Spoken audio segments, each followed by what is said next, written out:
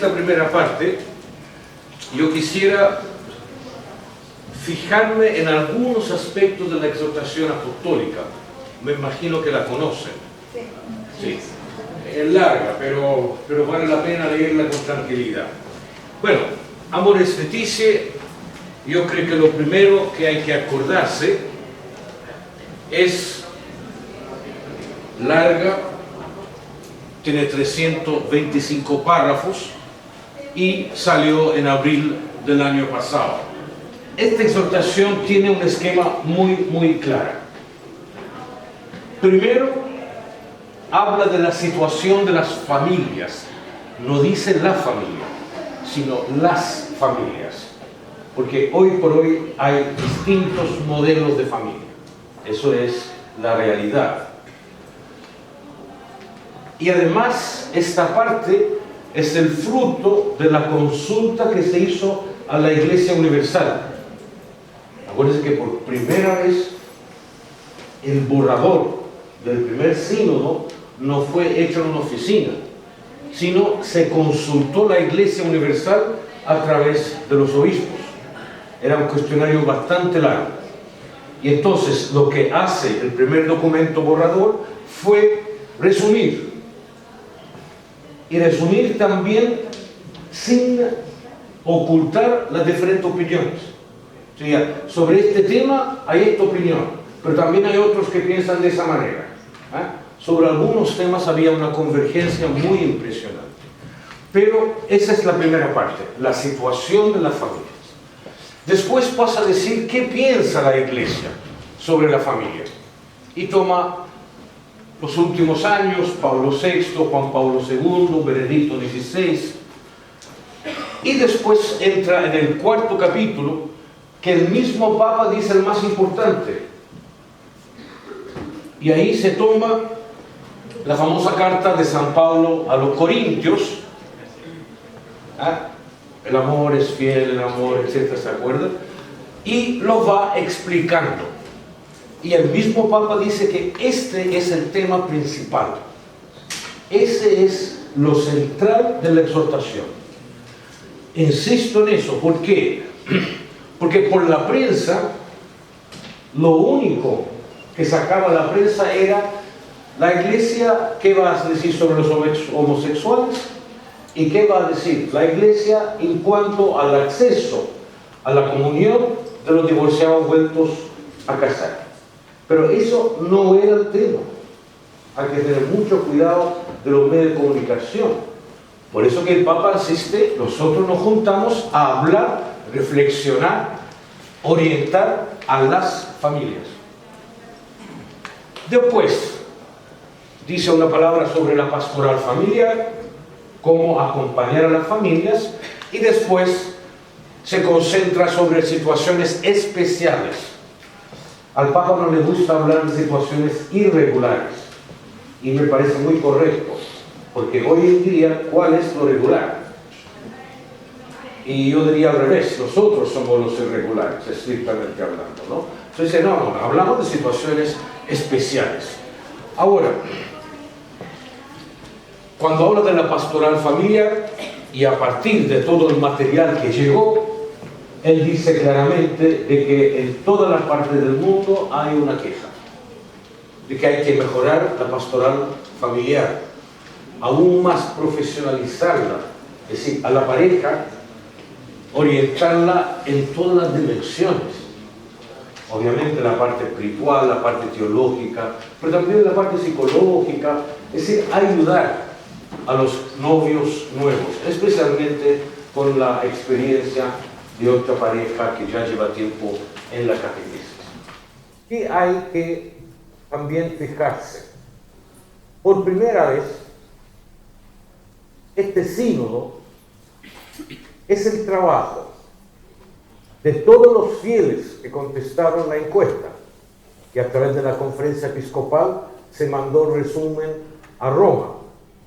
Segundo lugar, hubo 2 sínodos, no uno. En general solía ser uno. Entonces el primero se llamaba extraordinario y el segundo ordinario. Además, tuvo la ventaja de que una vez, la primera vez que se juntaron los obispos, hablaron de todo. Y acuérdense, el Papa dijo, por favor, hablen con libertad.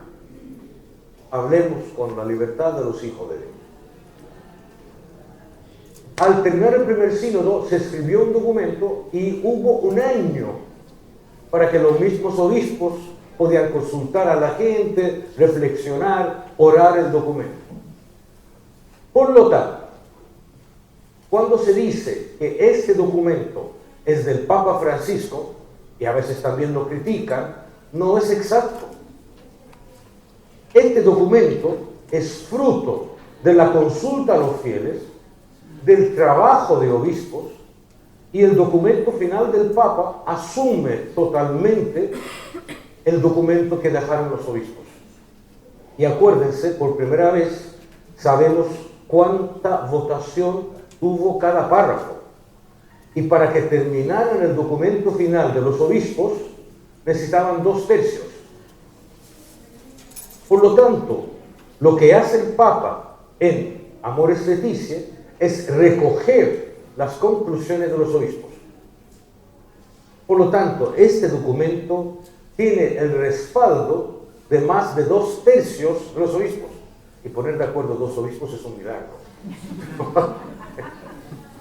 Pero eso es muy importante, porque el Papa se le ocurrió, no se le ocurrió nada al Papa, ha sido un proceso de 3 años. Y de hecho, cuando uno lee la exhortación del Papa, el documento que más cita es el documento final de los obispos. Y él cuando habla en nombre del sínodo también. Por lo tanto, es muy importante eso. Criticar el documento es criticar a la mayoría del episcopado del mundo. No se trata de que, no, a que el Papa Francisco se le ocurrió, no se le ocurrió nada. Ha sido un trabajo de 3 años. ¿Ok? Eso me parece importante.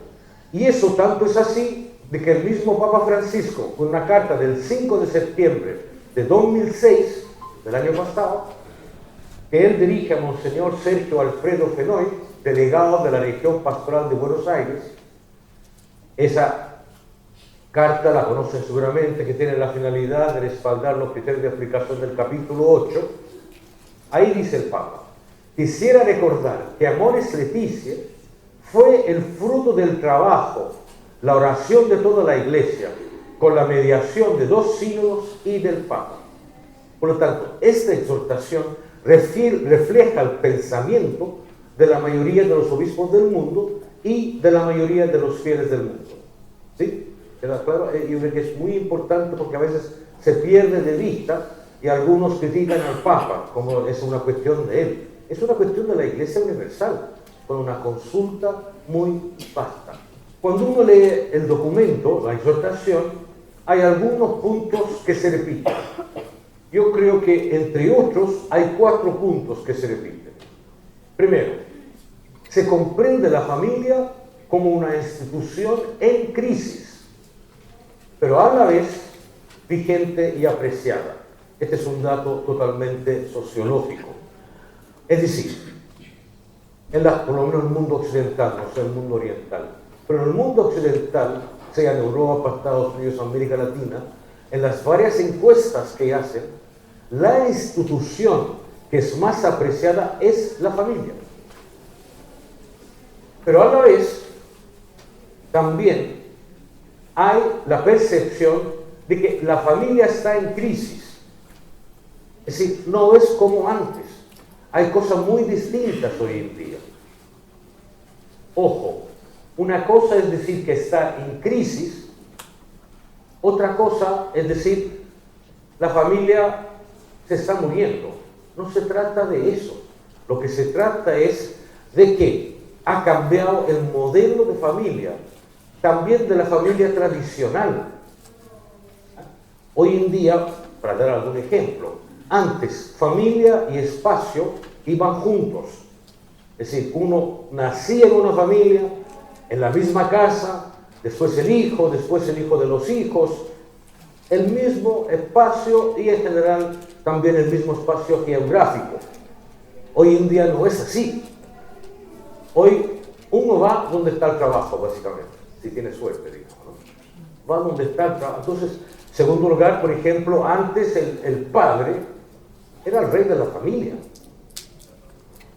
En la misma mesa, yo no sé si les tocaba, pero me tocó a mí de niño chico, el papá estaba en un lugar muy especial y uno no podía hablar, salvo que el papá le daba permiso. No sé si soy demasiado viejo quizás, pero se acuerdan de eso, ¿no? Entonces también uno dice, obviamente que había cosas buenas, pero había cosas que también no eran tan buenas. Entonces, crisis en familia es porque ha cambiado el contexto. La relación padre-hijos, por ejemplo, ha cambiado radicalmente. Yo jamás se me ocurría llamar a mi papá o a mi mamá por nombre. Era impensable. Hoy en día es muy común eso. Ahora, ¿está bien o está mal? Sí, tiene cosas buenas y cosas malas, como siempre. Pero esto es importante, es decir, el hecho de que la institución está en crisis simplemente significa que ha cambiado el contexto y que la familia tiene que adaptarse a ese contexto y resignificar lo que es y crear vínculos. Lo más importante es la creación de vínculos. ¿Sí? Estamos hasta ahora. ¿Ok? Y es un hecho sociológico de que la familia está en crisis, cómo armamos la familia hoy, pero sigue siendo la institución más apreciada por la gente. Segundo lugar, se ofrece el ideal cristiano de la familia, pero se repite una y otra vez. Este es nuestro ideal de familia. Pero sin embargo, también insiste de que hay que tomar en cuenta la realidad concreta, lo que el Papa dice con los pies en la tierra. Es decir, tener el ideal, pero también cuál es lo real. Porque si el ideal no toma en cuenta lo real, no sirve. Lo real, si no toma en cuenta lo ideal, queda igual. Entonces, se necesita una sana dinámica entre ideal y real. Es la experiencia de nuestras vidas. El Papa insiste mucho en eso. Dice, el ideal no cambia. Seguimos nosotros pensando nuestro ideal de familia. Sin embargo, también hay que tomar en cuenta la realidad de hoy, que no es la de ayer. Tercero, el tono de la exhortación es más pastoral que doctrinal. Es decir, la inquietud básica es cómo acompañar a las familias, más que decir qué es una familia, porque eso ya lo sabemos y está tratado en muchos textos del Papa, obispos, etc. La preocupación aquí es, sabemos hacia dónde marchar. Ahora, ¿cómo acompañar en esa marcha? Es más pastoral que doctrinal. Por último, dice, tenemos que fundamentar mejor nuestra propuesta. A ver, nosotros como iglesia no imponemos nada a nadie en la sociedad. Lo que hacemos es proponer, mira, esta es nuestra propuesta. Porque hoy en la sociedad hay distintas propuestas. El tiempo de cristiandad, acuérdense, había una propuesta que era de la Iglesia Católica. Eso ya no es así. Hoy en día hay distintas propuestas, distintos pensamientos, distintos modelos de familia. Entonces, aquí nosotros no solo vamos a defender nuestra, sino también presentarla a la sociedad sin imponer nada a nadie. Y aquí lo más importante no son las palabras, son los hechos.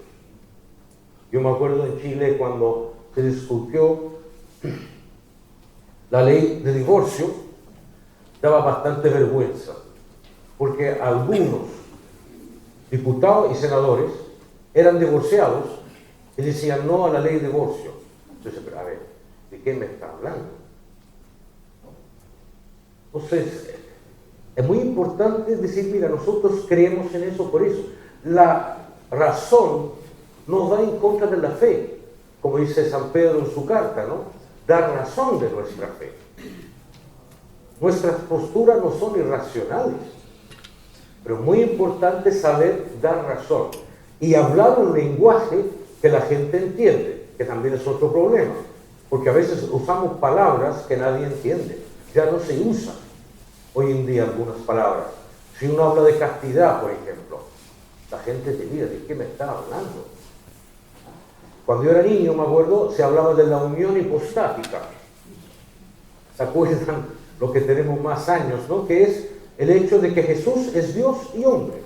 Pero si yo hablo de unión hipostática, entonces ¿de qué está hablando? Hay que tener mucho cuidado también de usar un lenguaje que se comprenda. Y aquí también la exhortación subraya un punto que es muy importante. Recordando que el tiempo es superior al espacio, quiero reafirmar que no todas las discusiones doctrinales, morales o pastorales deben ser resueltas con intervenciones magisteriales. Es decir, hay temas que necesitamos madurar todavía, que no tenemos mucha claridad. En bioética eso es clarísimo. ¿Por qué? Porque ni siquiera los mismos científicos se ponen de acuerdo. Dicen, oye, te preguntan, ¿qué piensas de eso? No tengo idea que se pongan de acuerdo los científicos primero. Y hay otros temas que están realmente progresando. Por ejemplo, el tema de la homosexualidad. Hasta el año 70 se pensaba que el homosexual, la lesbiana, escogía serlo. Así se pensaba. A partir de los 80 y hasta el día de hoy, esta posición es totalmente negada por la mayoría de los psiquiatras y psicólogos. Y yo soy testigo de que es así. Es decir, ellos te dicen, yo descubrí lo que soy. Y ha sido un proceso tremendamente doloroso. Entonces, no es que yo opte para ser homosexual o lesbiana, sino yo descubro que soy. Eso te cambia todo. No sé si me explico. Una cosa es decir, no, yo escojo. Otra cosa es decir, mira, no, yo no escogí nada. Y repito, muchas veces de lo que yo he visto, ha sido un proceso tremendamente doloroso y muy negado por muchos años. Yo conozco homosexuales y lesbianas que por un tiempo salían con personas del otro género. Nosotros decimos pololear, no sé cómo se dice aquí.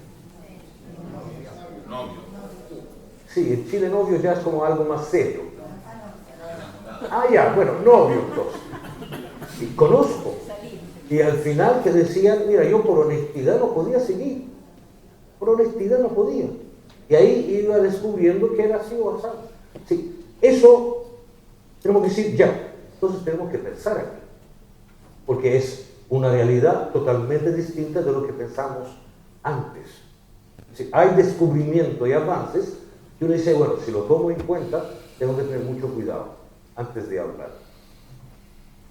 Ahora, naturalmente en la Iglesia es necesaria una unidad de doctrina y de praxis. Obviamente, ¿no? Tenemos algo universal. Pero ello no impide que subsistan diferentes maneras de interpretar algunos aspectos de la doctrina o algunas consecuencias que se deriven de ella.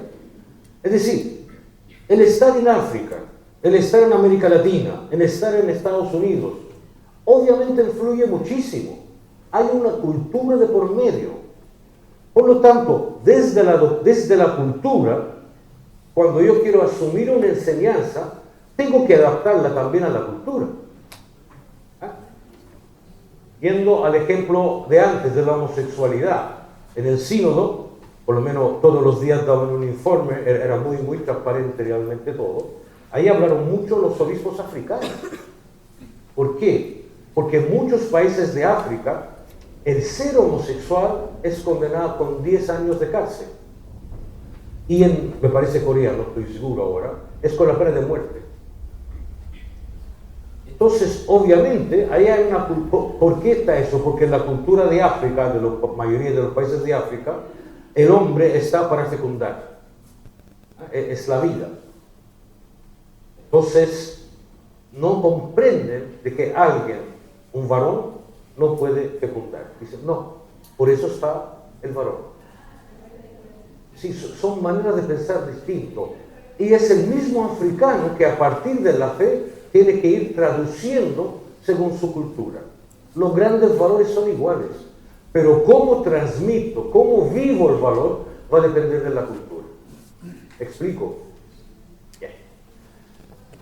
Este sucederá hasta que el Espíritu nos lleve a la verdad completa. Es decir, cuando nos introduzca perfectamente en el misterio de Cristo y podamos ver todo con su mirada. Es decir, el problema somos nosotros, no Dios. En Jesús, obviamente, Dios se reveló totalmente. Pero nosotros no somos capaces de comprender totalmente a Dios. Esto lo vamos descubriendo día tras día. Es una experiencia también muy personal. Sí, mi concepto de Dios, de cuando era 10 años y cuando 50 años, es igual, algo está mal. Porque en cualquier encuentro, hasta a nivel humano, cuando hay un encuentro real, cambian los dos.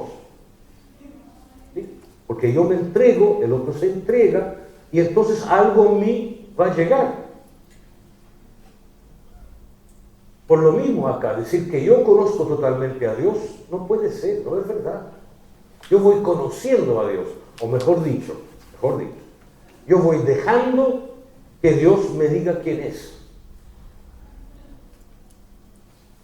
En la oración, en el trabajo, en lo que sea.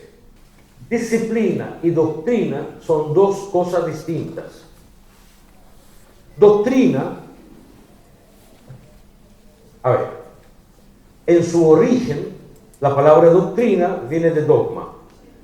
Dogma significa un conocimiento sin el cual mi vida no sería lo mismo. Es decir, no es cualquier conocimiento, es un conocimiento clave. Entonces, por ejemplo, el hecho de que nosotros creemos en un Dios que es Padre, Hijo y Espíritu. Nosotros creemos en un Dios con rostros de Padre, de Hijo y de Espíritu. Entonces, si yo estoy creado a imagen y semejanza, significa que yo estoy creado a imagen de comunidad. Por eso, mi necesidad del otro no es un defecto genético, sino estoy creado así. Es decir, la comunidad forma parte de mi vida. La familia y la necesidad del otro son constitutivos. Y eso, que se dijo ya en Génesis, hoy en día lo sostiene la psicología. Cada ser humano es un ser social. Entonces, este es un conocimiento que a mí me cambia la vida. Ya no tengo vergüenza de decir yo necesito al otro, porque estoy creado así. Es un conocimiento clave, porque además me da una misión: hacer de la sociedad, de a poco, en la medida de lo posible, con todos los esfuerzos necesarios, de que de verdad seamos una comunidad de hermanos. Porque al decir que Dios es mi Padre, estoy diciendo Dios es nuestro Padre. Entonces, somos hermanos. Digo, no exageremos. Hagámonos hermanos. Esa es la verdad. ¿Pero por qué? Porque creo que Dios es Padre, y no solo mío. Y eso fue la oración que nos enseñó Jesús mismo. Padre nuestro. Y en el discurso de San Juan, discurso final de Jesús, es muy claro. Mi Padre, dice Jesús, y su Padre. Si Él nos regala el Padre a nosotros. Por eso es que somos hijos adoptivos. No lo merecemos. Es la gratuidad de Dios que nos presenta a Dios como Padre. Ahora, esa es la doctrina. La disciplina es una cosa totalmente distinta. La disciplina dice, ya, muy bien, yo esta enseñanza, esta verdad vital, ¿cómo la puedo transmitir? ¿Cómo ayudar para vivirla? Entonces, y aquí estamos hablando de los sacramentos. La disciplina de los sacramentos es un poder legislativo de la Iglesia para que en el curso de la historia y en medio del cambio de contexto, ella puede administrar los sacramentos de la mejor manera posible para que sean medio de salvación. Los 7 sacramentos siempre se ha dicho que son medio de salvación. Los sacramentos tienen una cronología, ¿no? Desde cuando uno nace, desde cuando uno es joven, la confirmación, la primera comunión, después escoge su estado de vida y nos acompaña en el tiempo final, digamos. Y esos son medios de salvación. Son medios donde Dios asegura su presencia. Yo estoy ahí en ese momento. Pero ¿cómo organizar eso Eso es tarea de la iglesia. Y entonces plantea normas, orientaciones. ¿Pueden cambiar? Han cambiado. Aquí, ojo, porque aquí es una gran novedad. Acordémonos, la confesión, ¿de acuerdo? Antes se hablaba de la confesión, ¿no? En los primeros siglos, uno podía confesarse solo una vez en la vida. Solo una. Esto todo el mundo lo dejaba hasta el final, digamos, por si acaso, ¿no? Pero era solo una vez en la vida. Después entró una segunda etapa donde se confesaba en comunidad. Las iglesias todavía no eran masivas. Y, acuérdense San Pablo, las comunidades cristianas se juntaban en las casas. Estaba surgiendo el cristianismo todavía. Y entonces la confesión se hacía en comunidad. Después entra la tercera etapa, Constantino, siglo IV, y se masifica la iglesia. Entonces ahí entra la confesión privada. Porque si hoy alguien tiene que confesarse en público, tendremos muchísimos problemas. Muchísimos problemas. Entonces, ¿qué hace la iglesia? Es la misma verdad, pero según el contexto va adaptándose. Eso pasó con la confesión. Igual con el últimos sacramentos, digamos, con la unción de los enfermos. Acuérdense que antes solo se podía dar a un moribundo. Solo se podía dar una vez al moribundo. Si sobrevive, perfecto, y si otra vez cae en peligro, se le podía dar una segunda vez. Pero la condición era que estaba muriéndose, que también traía sus problemas, porque a veces llaman al cura, el cura va y la persona está en otro mundo ya. Es decir, estaba inconsciente y todo. Además, con mucho miedo de llamar al cura. Cuando yo trabajaba en parroquia, aprendí. Avisaron que va a venir el cura. ¿Por qué, padre? Porque cuando yo aparezco, la persona dice, yo estoy frito. Cuando recién trabajé en la parroquia, al comienzo yo iba con toda la generosidad y el pobre enfermo se ponía pálido. Dice, ¿pero qué le pasa? Claro, es decir, y eso hoy en día cambió. Unción de los enfermos, es decir, es un sacramento que se aplica a enfermos con una enfermedad seria.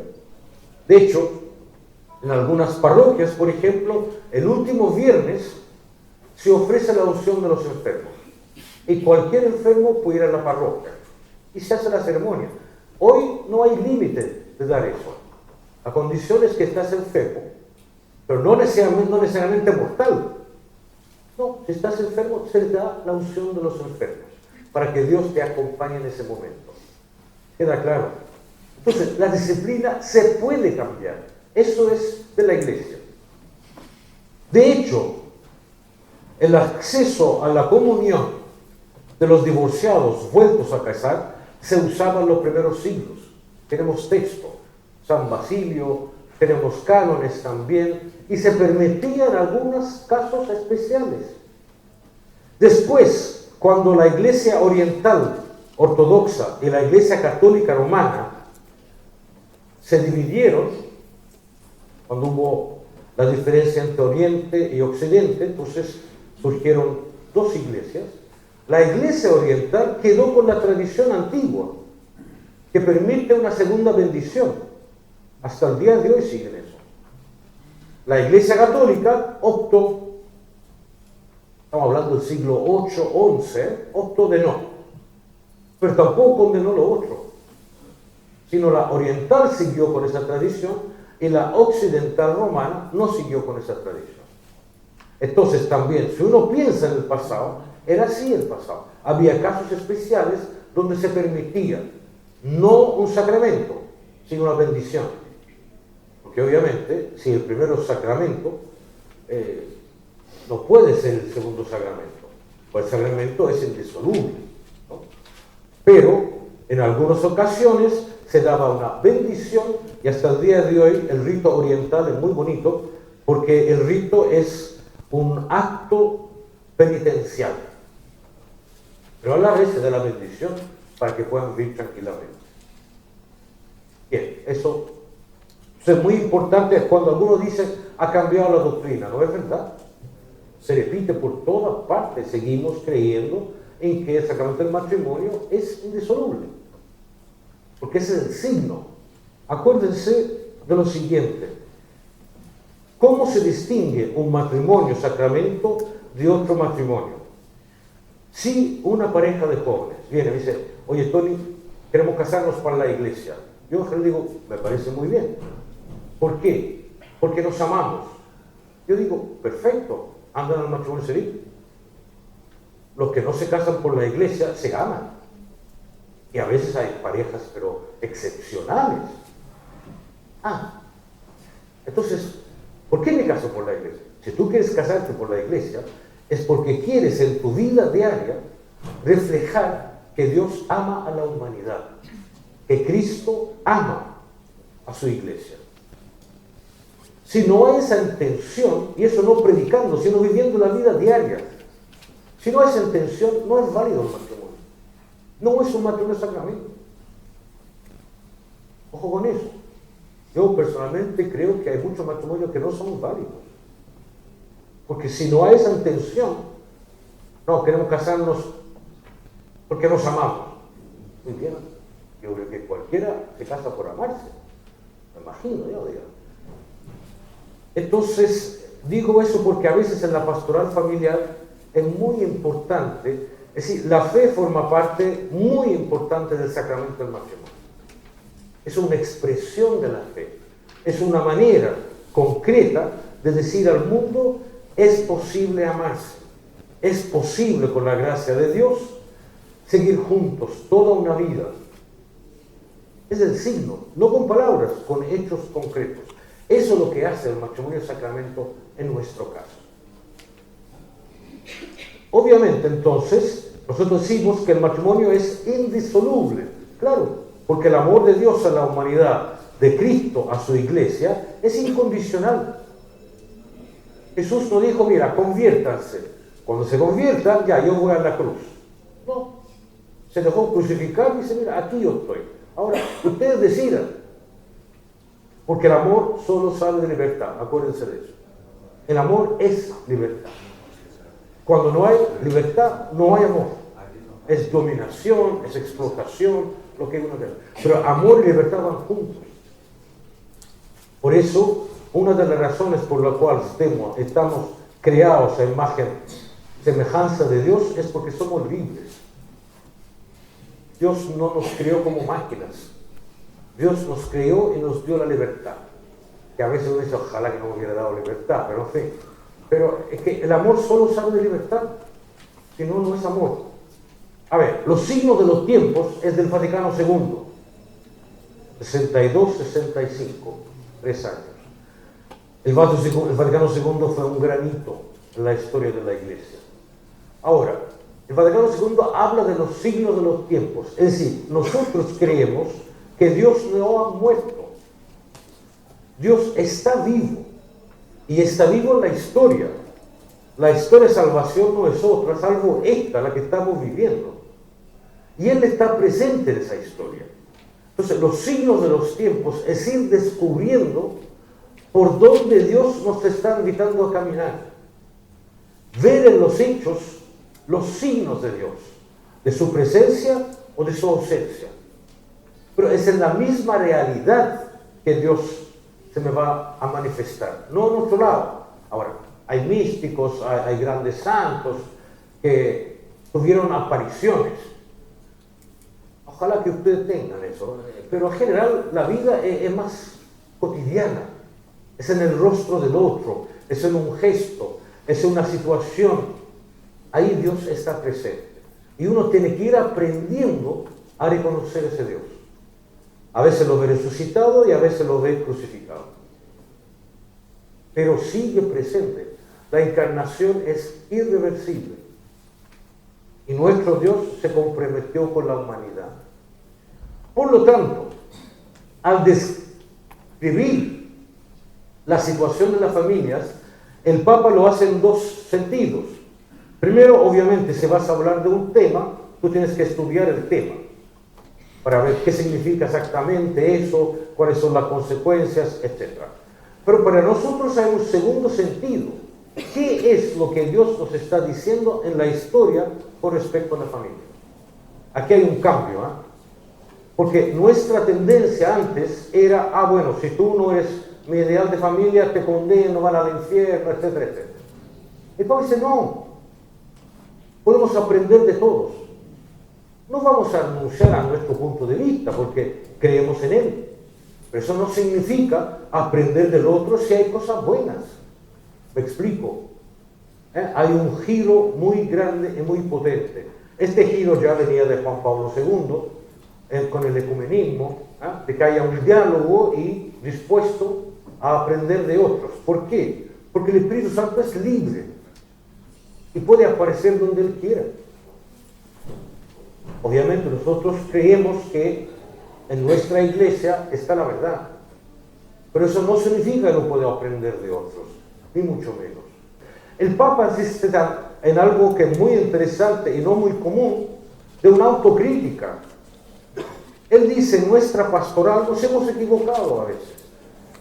Dice, tenemos que ser humildes y realistas para reconocer que a veces nuestro modo de presentar las convicciones cristianas y la forma de tratar a las personas han ayudado a provocar lo que hoy lamentamos.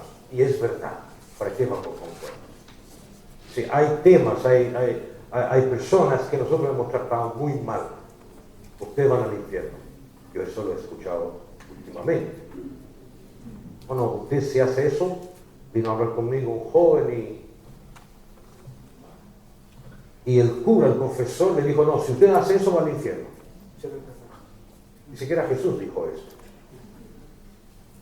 Entonces, la verdad, nosotros hemos faltado al respeto a las personas, muchas veces. Otras veces se ha presentado un ideal teológico del matrimonio demasiado abstracto, casi artificiosamente construido, lejano de la situación concreta y de las posibilidades efectivas de las familias reales. Ustedes saben más que yo sobre eso. Sí, a veces se presenta un ideal de matrimonio que no coincide con la realidad. La realidad tiene sus tensiones. Uno aprende a amar. El matrimonio es un primer paso, pero se hace. Se va haciendo, se va aprendiendo a amar a la persona, a aguantarla, que forma parte del amor. Es decir, el amor es mucho más complejo, ¿no? A veces soportar, otras veces ayudar, animar, etc. Digo yo. Y aquí voy a saltar esto. Tampoco se ha dado la debida importancia a la conciencia de los fieles. Este es un punto tremendamente importante. Que muchas veces responden lo mejor posible al Evangelio en medio de sus límites y pueden desarrollar su propio discernimiento ante situaciones donde se rompen todos los esquemas. La realidad es muy compleja y hay situaciones tremendamente complejas. Y no es fácil decir, no. Acuérdense, todo pecado es un error, pero no todo error es un pecado. Uno puede equivocarse en la vida y sin mala intención, otra vez con mala intención, pero no siempre. Entonces, aquí el Papa dice, oye, acuérdense que la última palabra es de la conciencia. Eso es tremendamente antiguo. Es decir, nadie delante de Dios puede responder por mí. Soy yo que tengo que responder por mi vida. La Iglesia orienta, da criterios, pero la última palabra es siempre de la persona. Siempre. Eso es muy importante. Por eso que la Iglesia, desde sus comienzos, habló siempre de la primacía de la conciencia.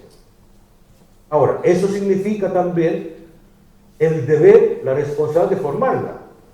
Porque uno puede decir, no, es según mi conciencia. No. Estamos hablando de personas que uno presume ser, que la verdad examina el asunto, le da vuelta a la cabeza, reza sobre eso, pero la última palabra es de la persona. Nadie puede desplazar en una decisión a una persona. Somos adultos. Entonces, la última palabra es siempre de la persona. Acuérdense, eso está en el catecismo, nadie, ni siquiera el Papa, puede decir a una persona, tú pecaste. ¿Por qué? Porque el pecado es el ser humano y Dios. Es una relación entre Dios. Lo que uno puede decir es, esta situación es injusta, esta situación es de pecado. Pero que tú pecaste por la primacía de la conciencia, solo la persona en confrontación con Dios. ¿Queda claro eso? Por eso hay que tener mucho cuidado, porque el pecado es algo demasiado serio. Y a veces al hablar tanto de pecado lo hemos debilitado. El pecado es serio. El pecado es ir envenenando una relación. Obviamente se distingue, digamos, hay cosas pequeñas que no llegan tanto, pero otras cosas que sí pueden. Pero es algo tremendamente serio. Y no hablamos con ligereza de eso. Porque en el fondo estamos diciendo que en ese acto yo ofendo a Dios y no me importa. Lo ofendo y punto. Entonces, tener mucho cuidado. Es decir, yo creo que nosotros como iglesia hemos hablado más de pecado que el mismo Jesús. Jesús siempre intentaba de animar a la gente, de caminar a la gente, de asumir la fragilidad con la samaritana, por ejemplo. Ahí es una pedagogía preciosa. No le dice, usted se casó 7 veces. Ve, no, estuvo con ella, escuchándola, etc. Entonces, lo más importante es acompañar y animar a la gente, sin negar que hay pecado, claro que sí. La familia para nosotros refleja la comunidad divina, refleja la unión entre Padre, Hijo y Espíritu. Por lo tanto, es conformar una comunión de personas que sea imagen y unión entre Padre, Hijo y Espíritu Santo. Después recorre al Vaticano II, es una comunidad de vida y amor, son los dos aspectos muy importantes, la entrega mutua. Pablo VI, que habla sobre la relación entre amor conyugal y procreación. Y ahí termina siendo, por lo tanto, el sacramento del matrimonio no es una convención social, un rito vacío o un mero signo externo de un compromiso. El sacramento es un don para la santificación y la salvación de los esposos. En eso Juan Pablo II fue genial, porque él canonizó una pareja después de 20 siglos. Impresionante, ¿eh? Ahí fue muy importante como signo, me parece a mí eso, porque en general eran hombres o mujeres. Pero el matrimonio sacramento es un camino de santidad también, eso siempre se ha dicho. Entonces fue, me parece a mí por lo menos excelente, que el Papa dijo, mira, ese matrimonio realmente es un ejemplo. Porque el matrimonio, si uno tiene la vocación del matrimonio, ahí va a encontrar a Dios. En la cara del otro, en la cara de los hijos, en el misterio pascual que implica también sacrificio y seguir adelante, etc. Ahí está Dios presente. Y por eso que en el sacramento del matrimonio se promete la gracia. Dios va a estar presente entre ustedes y con ustedes. Pero, como siempre, dejan libertad. La tendencia es que en esta tensión que es sana, entre ideal y real, todo depende donde tú colocas el ideal. Si yo coloco el ideal como punto de partida, estoy negando lo real.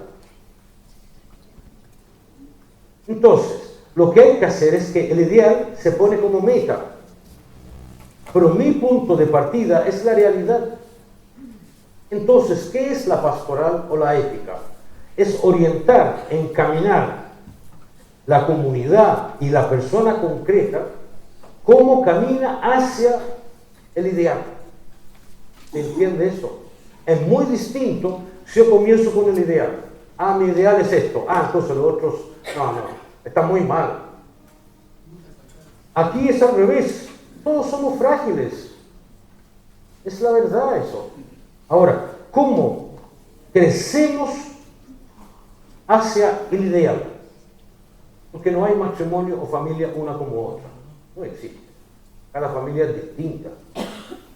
Cada familia es distinta. Y cada familia tiene que ir descubriendo cómo alcanzar y llegar lo más posible hacia el ideal. Eso es tremendamente importante. Por eso que se habla mucho del proceso, de acompañar. Cada matrimonio es una historia de salvación. Este supone que se parte de una fragilidad. que gracias al don de Dios y a una respuesta creativa y generosa, va dando paso a una realidad cada vez más sólida y preciosa. Y eso pasa en todas las vocaciones. Es decir, uno aprende a ser cura. Claro, cuando uno termina los estudios, tiene la cabeza llena, etc. Pero después uno va aprendiendo con la comunidad qué es lo que tiene que hacer. Y me imagino el matrimonio es lo mismo. Es lo mismo, uno va aprendiendo a amar. No se trata de debilitar ni ocultar el ideal de un matrimonio cristiano. Para la comunidad cristiana, hacerse cargo de ellos, los frágiles, no implica un debilitamiento de su fe y de su testimonio acerca de la indisolubilidad. Es más, en ese cuidado expresa precisamente su caridad. Yo no voy a ceder en mi idea, pero estoy dispuesto a acompañar a la otra persona que encontró muchas dificultades y que yo no tengo ningún derecho a condenar ni a juzgar. Cuando uno conoce las historias concretas, es tremendo a veces, es tremendo. Bien, y ahí viene entonces la pastoral de acompañamiento, que es muy importante para la pastoral familiar. Dice, mira, el punto de nuestro partido es que somos frágiles, que necesitamos la gracia de Dios. Ahora, ¿qué hacemos en la pastoral? Acompañamos a las personas. Acompañarlas, escucharlas, comprenderlas. ¿Para qué? Para integrar a la comunidad. Y aquí también hay otro giro que es muy importante. La tendencia antes es decir, a ver, si usted es así, así, así, usted está fuera de la iglesia. A veces no. Nuestra preocupación no es quién está fuera. Nuestra preocupación es cómo pueden entrar. Acuérdense de la casa de todos. Es una frase que el Papa Francisco usó desde el comienzo de su pontificado. La iglesia es la casa de todos. O sea, la pregunta, especialmente en nuestro tiempo, los sociólogos suelen hablar hoy en día de católicos latentes. Porque algunos eran católicos como jóvenes, después crecen, dejan la iglesia, etc. Y a una cierta edad vuelven. Es decir, hay un porcentaje de católicos latentes. También porque ven que hay aires nuevos en la iglesia. Entonces la pregunta es cómo integrar a esas personas para que seamos comunidad. Y ahí entonces él habla del discernimiento. Hay distintas situaciones, hay que saber discernir las distintas situaciones. ¿Qué es discernir? Hay que tener cuidado con este concepto. El discernir no es simplemente se me ocurre, pienso que, no. Discernir tiene una larga tradición en la iglesia. La encontramos ya en San Pablo. Discernir es buscar y hallar la voluntad de Dios para mí. ¿Qué es lo que Dios quiere para mí? Y eso implica una vida espiritual, porque el discernimiento es un proceso y está muy afectado con mi estilo de vida.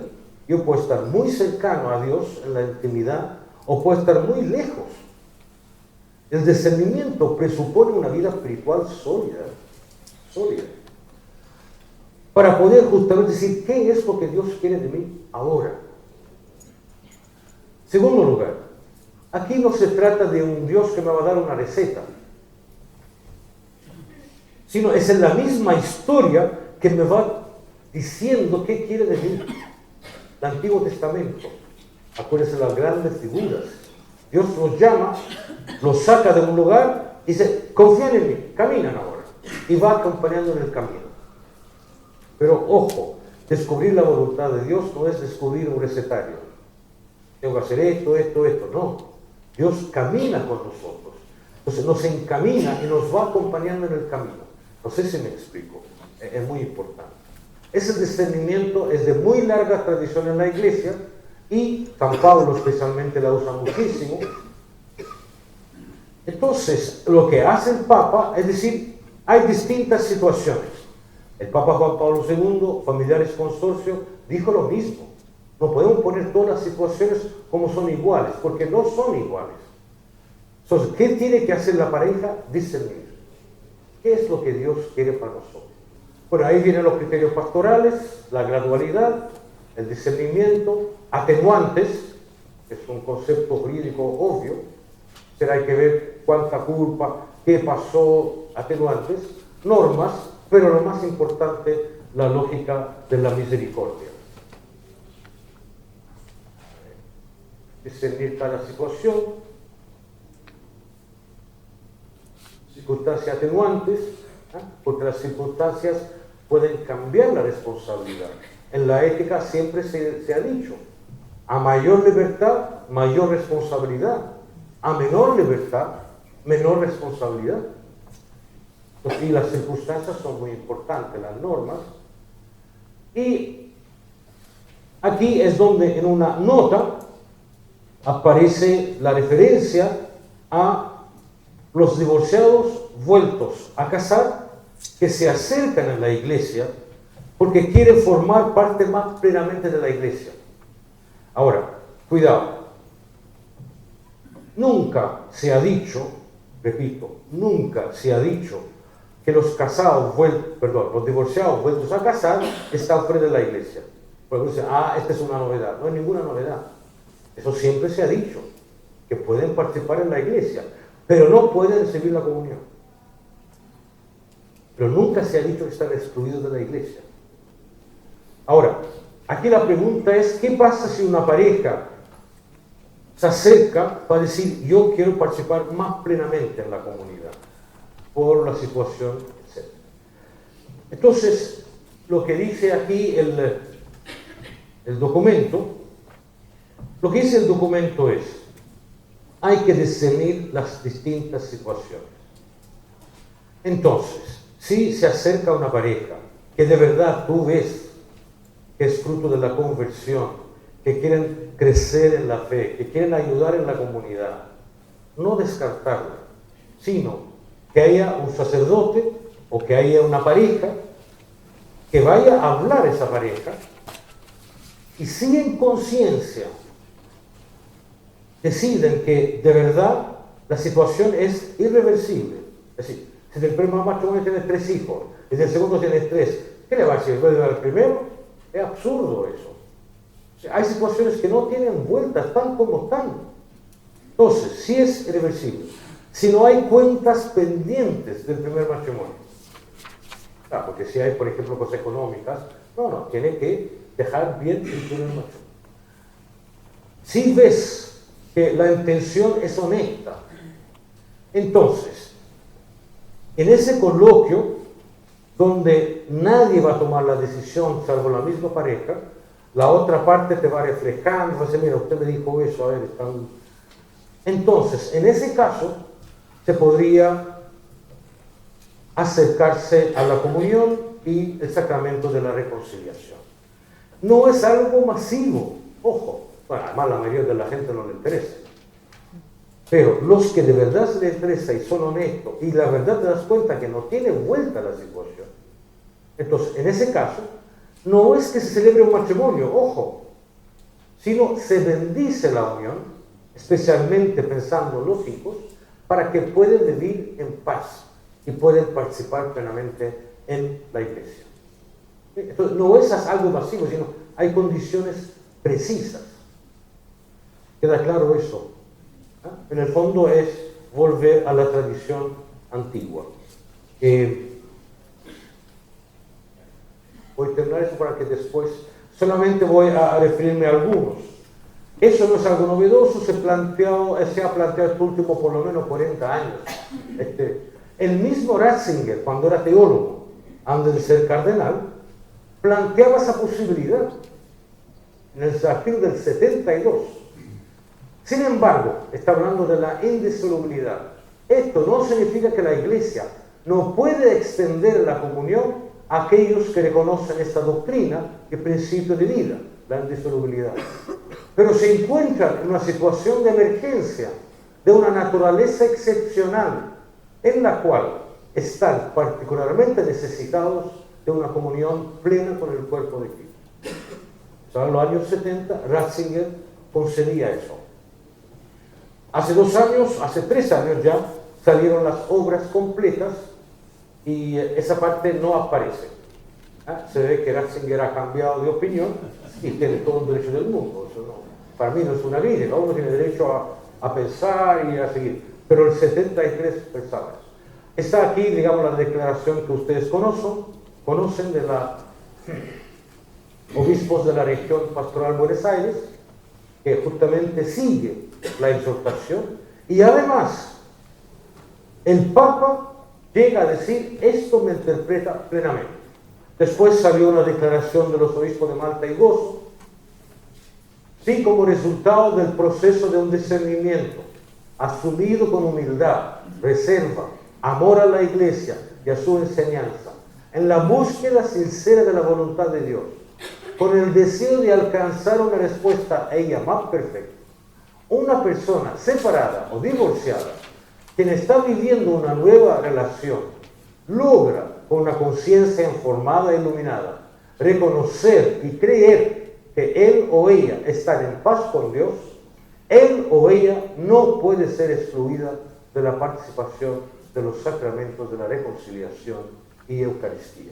Acuérdense, la Eucaristía no es un premio, eso es muy importante, porque a veces quedó la impresión de que, a ver, ya tú te comportaste bien, ya puedes comulgar. No es eso. La Eucaristía no es un premio. La Eucaristía está hecha para los débiles. Acuérdense, cuando vamos a misa, todos, desde el Papa, por todas partes, dicen: no soy digno. Ahora, o estoy diciendo algo por decirlo, o de verdad no me creo digno. Por lo tanto, la Eucaristía no tiene nada que ver con la dignidad. Tiene que ver con un acercamiento a Jesús. Porque siento que lo necesito en mi vida diaria. Por eso, claro, si tú planteas, aunque eso nunca se dijo en teología, pero entró un poco la idea de que, bueno, ya mérito, no mérito, etc. Pero no es verdad, no es verdad. Es un medio de salvación. Y quiero terminar con los obispos japoneses, que a mí me impactó mucho. Yo no leo japonés, esto está traducido y lo leí en castellano. Pero el número 34 dicen algo que a mí me impresionó mucho. Dice lo siguiente, eso fue el mes de marzo, me parece. Nosotros tenemos que reconocer, arrepintiéndonos, que la Iglesia se ha venido comportando hasta hace poco más bien como juez que como madre. Por lo que se refiere a las personas que no han podido salvar su matrimonio. Está escrito desde la pareja que sufre. Porque dice: no han podido salvarse el matrimonio. Tiene que tratar de un capricho, de que ustedes... No, se presume que han intentado. Pero hoy pensamos que se debe acoger, abrazar cálidamente, como hizo Jesús, el sufrimiento de las personas, y que debemos apoyarlas y animarlas, acompañándolas en el camino para rehacer de nuevo su vida. Es la declaración más fuerte que he encontrado, pero también que me suena más evangélica. Porque acuérdense que realmente el Papa Francisco ha insistido mucho en eso, y es correctamente, teológicamente, que Jesús reveló a Dios como Padre misericordioso. Todo Lucas 15 trata de eso. Quizás a veces nosotros, que tenemos más años, hemos sido formados en el Dios severo, legislador. Yo me acuerdo cuando era niño presentaban un triángulo con un ojo. Yo no sé si les tocó a ustedes. Que era tremendo, porque decía: Dios te ve siempre. En la oscuridad también te ve. Pero no te ve para cuidarte, sino a ver si has hecho algo malo. Es decir, moralizaban el Evangelio. Y era tremendo, uno se sentía culpable de todo al final. De todo. Especialmente se tenía que ver con la sexualidad. Lo social ya no entraba, pero la sexualidad, un mal pensamiento, chuta, uno se iba a confesar porque se iba al infierno. Pero eso no es el Dios de Jesús. El Dios que presenta a Jesús es el Dios misericordioso. Y entonces me parece a mí de que ese pastoral, eso es lo que refleja. Porque tenemos una cierta contradicción. Hablamos de Dios misericordioso, pero ¿somos misericordiosos? Y si no transmitimos la misericordia, estamos traicionando el Evangelio. Es así de simple. ¿Qué Dios hemos transmitido nosotros? Esa es la gran pregunta. Porque al final, si en la cultura hay algo, es porque la transmitimos nosotros. Entonces, el llamado es tomarnos en serio. Como dice el Papa Francisco, la misericordia es el carnet de identidad de Dios. Y eso teológicamente es correctísimo. Es así. Y hoy en día, acuérdense de que los signos son de tremenda importancia. Y una crítica que se ha hecho en la Iglesia Católica es, ustedes hablan de misericordia, y son misericordiosos, ¿cómo tratan a la gente? La verdad, yo creo que vale la pena hacer un examen de conciencia. Un examen de... Si no transmitimos que creemos en un Dios que nos ama, que es misericordioso, y nosotros queremos obviamente responder a esa misericordia y tratar de dar la mejor respuesta posible, estamos traicionando la verdad. ¿Cómo se discierne? ¿No? Y eso también, si hay uno que es llamado el maestro del discernimiento, es San Ignacio Loyola. Y ahí el mismo San Ignacio ofrece 3 maneras de discernir. Dice, la primera es intuitiva, es decir, de repente, como San Pablo, ¿no?, que estaba caminando y de repente le vino una luz y quedó como con la seguridad de que tenía que cambiar su vida. A veces hay iluminaciones. El mismo San Ignacio, en el Cardoner, dice que le dio de repente una intuición y vio todo de otra manera. Dice, él no duda de que eso fue de Dios. Y existen eso. Hay veces en la vida que dice, mira, esto es. Entonces, la primera manera es intuitiva. La segunda manera, dice San Ignacio, es según mociones. Es decir, ¿qué es lo que me deja consolado y lo que es que me deja desolado? Entonces, ir viendo eso, que es la misma experiencia de Ignacio. Acuérdense cuando quedó herido y ya que era vanidoso, operó 3 veces solo día y sin anestesia. Era bruto, sin anestesia, pero tanto era tan vanidoso. Acuérdense que antes los hombres eran mucho más vanidosos en el vestimenta que la mujer. Entonces usaba el famoso, no sé cómo llamarlo, calcetín o algo así. Entonces le salía el hueso. Entonces decía que era muy feo eso. Dice, pero 3 veces. Entonces él decía, cuando estaba enfermo, él pidió romances para leer, porque la convalecencia fue muy larga. Y no había romances y había vida de santos. Entonces no tenía alternativa, tenía que leer la vida de santos. Fue obligado. No es que él pidió eso, ¿no? Entonces él decía que cuando él pensaba en las damas, acuérdense que era un caballero, dar la vida para una dama, había toda esa concepción medieval, dice, se sentía bien en el momento de pensar, pero pasado eso, se sentía vacío. Y al revés, cuando leía la vida de San Francisco y de Santo Domingo, se aburría al comienzo, pero después lo tomaba y quedaba en mucha paz. Entonces dice, esa es una segunda manera de que, a ver, yo discierno, hago esto o lo otro. Si pienso en eso y me da mucha paz, es una muy buena señal. ¿Okay? Obviamente aquí hay que tener mucho cuidado de los sentimientos, porque los sentimientos pueden ser ambivalentes. Por ejemplo, las lágrimas. Las lágrimas pueden ser de consolación o de desolación. Es decir, uno le pueden salir lágrimas a uno por estar muy feliz o por estar muy triste. Entonces no son las lágrimas en sí, sino son expresión de qué. Eso es lo más. Entonces, primero es intuitivo, de repente digo, este es. No puedo explicar, pero esto es. Segundo es la dialéctica entre consolación y desolación. Esto me deja triste, esto me deja en paz, esto me deja alegre. Acuérdense que la alegría, eso también es de San Pablo, es signo de Dios. Por eso el Papa Francisco tiene toda la razón en insistir en que tenemos que ser alegres, que no tenemos una fe débil. Ser alegre no es ser tonto. Va a haber situaciones muy difíciles, pero uno dice, tengo esperanza, confío en Dios. Y el tercer método, que es lo que se suele usar más, es la razón iluminada por la fe. Es decir, 2 columnas.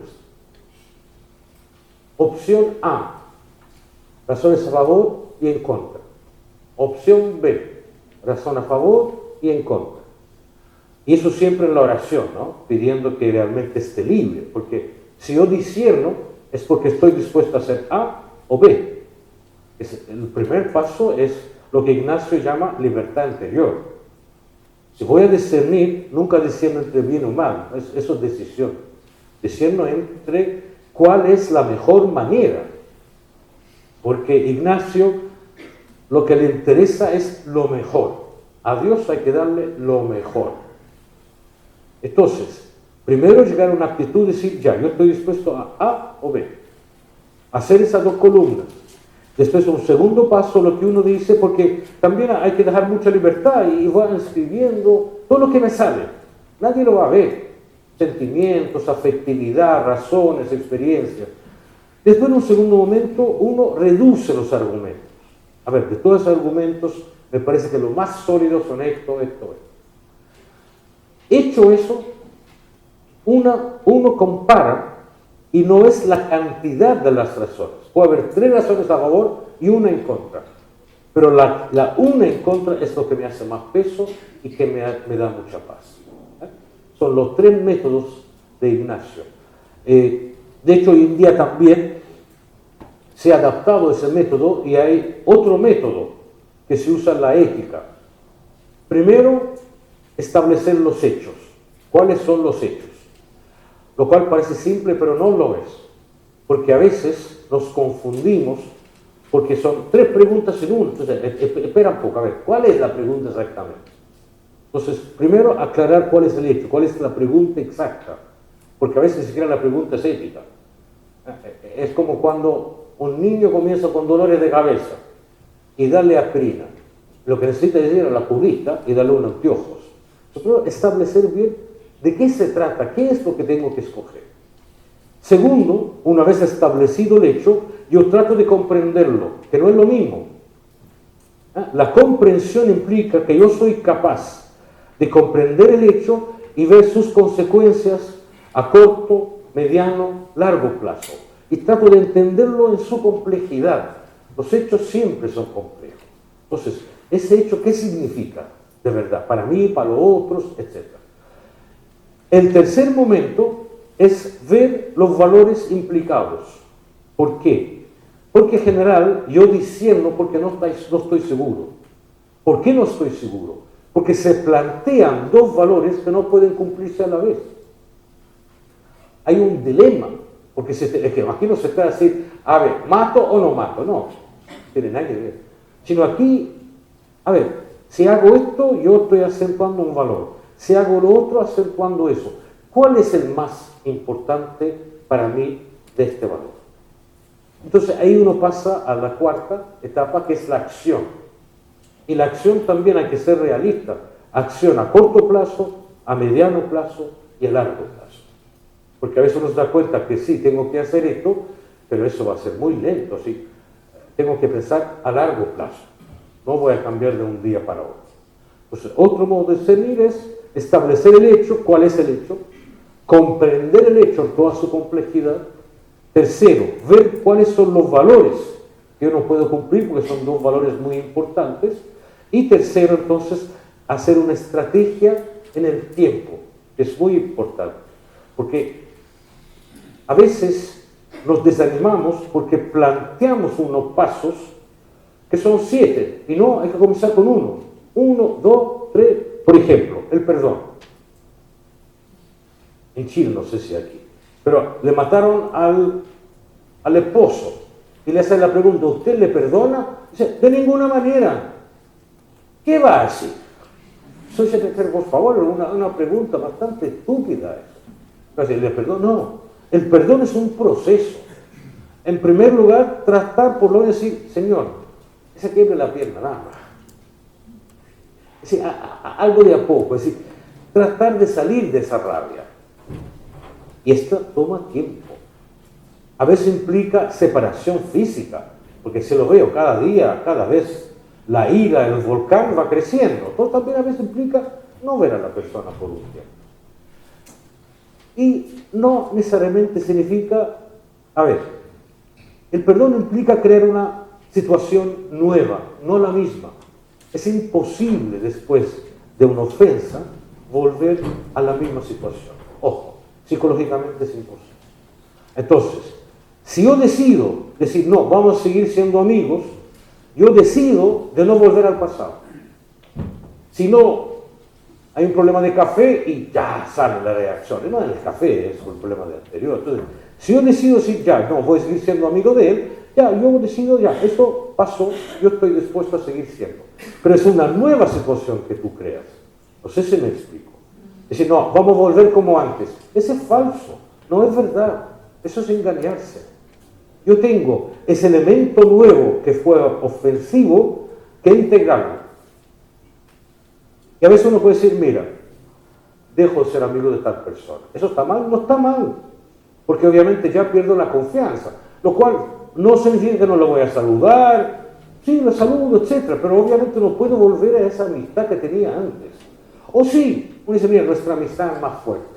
Yo soy capaz de perdonarlo, yo también quizás le he hecho chanchada, etc. ¿no? Pero es crear una nueva situación. Eso es muy importante a nivel interpersonal, a nivel de grupo.